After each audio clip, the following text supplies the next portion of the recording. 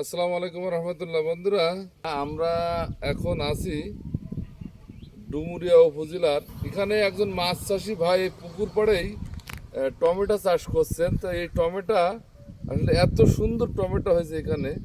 তো এই যে পাড়ের দুই পাশ দিয়ে উনি এই দড়ি কল করে টমেটো ধরছেন। আপনারা টমেটোগুলো দেখুন বন্ধুরা, যে এত পরিমাণ টমেটো আসছে এখানে।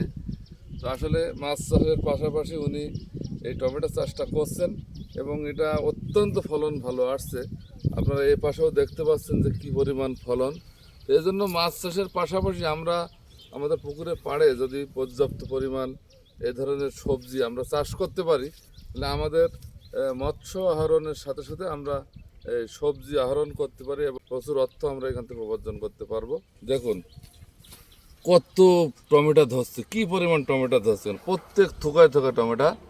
তো একই সাথে ইনি এখানে মাছ চাষ করছেন পুকুরে, এবং পুকুরের পাড়ে এখানে কিন্তু উনি দুই ধার দিয়ে টমেটো লাগাইছেন এবং প্রচুর ফলন আসছে। দুই ধারে এখানে বাঁশের বেড়া দিয়ে দড়ি কল করে উনি টমেটো চাষ করছেন এবং প্রচুর ফলন আসছে এবং এখানে ভালো টমেটো ধরছে। এবং টমেটোর যে বাজার, সেখানে ইনি একটা বাড়তি একটা ফলন কিন্তু এখান থেকে নিয়ে নিতে পারবেন। আমরা যারা মাছ চাষ করি তাদের কাছে অনুরোধ থাকবে, আপনার পুকুরের পাশে যদি আপনি এইভাবে সবজি চাষ করেন, তাহলে আপনার মাছের পাশাপাশি আপনি সবজি থেকেও একটা ভালো অর্থ উপার্জন করতে সক্ষম হবেন।